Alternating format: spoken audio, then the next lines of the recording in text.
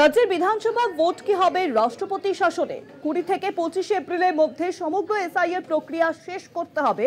তার মধ্যে নির্বাচন না করলে অটোমেটিক রাষ্ট্রপতি শাসন জারি হবে। বাংলায় রাষ্ট্রপতি শাসনের দিকেই ইঙ্গিত দিলেন শুভেন্দু অধিকারী।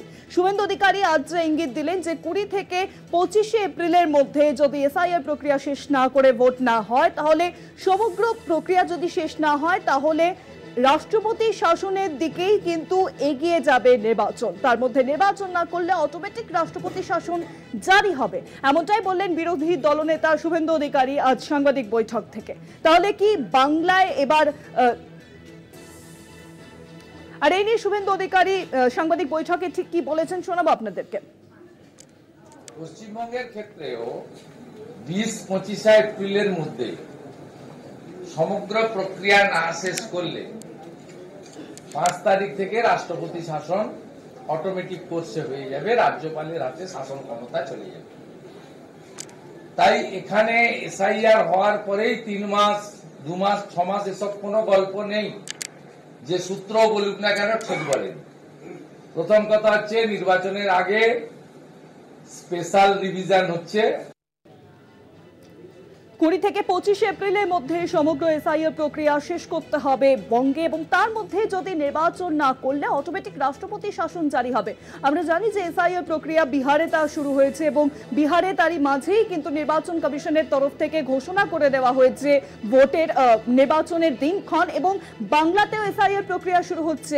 এবং এই আবহেই বিরোধী দলনেতা শুভেন্দু অধিকারীর এই মন্তব্য অত্যন্ত তাৎপর্যপূর্ণ। আরো জানাবেন, এখন ফোন লাইনের সঙ্গে রয়েছেন আমাদের বিশেষ প্রতিনিধি অঞ্জন রায়। অঞ্জন দা, দেখো, এবার চলতি মাসেই এই রাজ্যে এসআইআর শুরু হওয়ার কথা। এখন নিয়ম অনুসারে জানুয়ারি মাসে পূর্ণাঙ্গ ভোটার তালিকা প্রকাশ হবে এবং ফেব্রুয়ারি মাসের মধ্যে নির্বাচন ঘোষণা করতে হবে। এই প্রক্রিয়াটা কোনোভাবে যদি দেরি হয়, অর্থাৎ এসআইআর করতে গিয়ে কোনো ঝামেলা হয়, এসআইআর করতে গিয়ে কোনো বাধা হয়, এসআইআর করতে গিয়ে আদালতে যদি কোনো মামলা হয়, কিছু পিছিয়ে যাবে।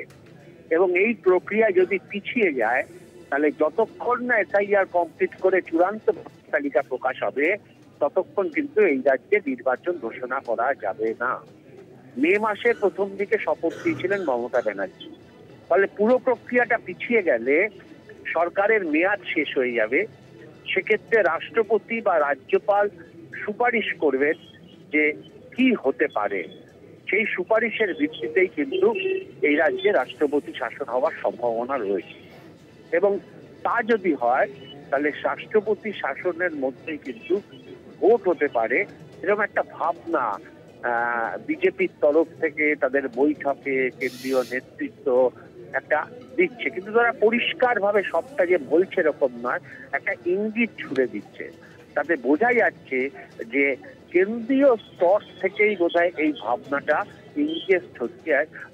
ইঙ্গিত দেওয়া হচ্ছে যে এসআইআর প্রক্রিয়া যদি শাসক দল এবং সরকার কোনোভাবে বাধা দেয়, তাহলে সেক্ষেত্রে ভোট পিছিয়ে যাবে।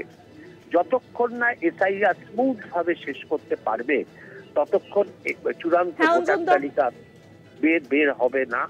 ফলে এই একটা ধারণা নিয়ে কিন্তু বিজেপির আজকের যে সভা, সেই সভায় কিন্তু এইরকমই একটা ইঙ্গিত পাওয়া যাচ্ছে।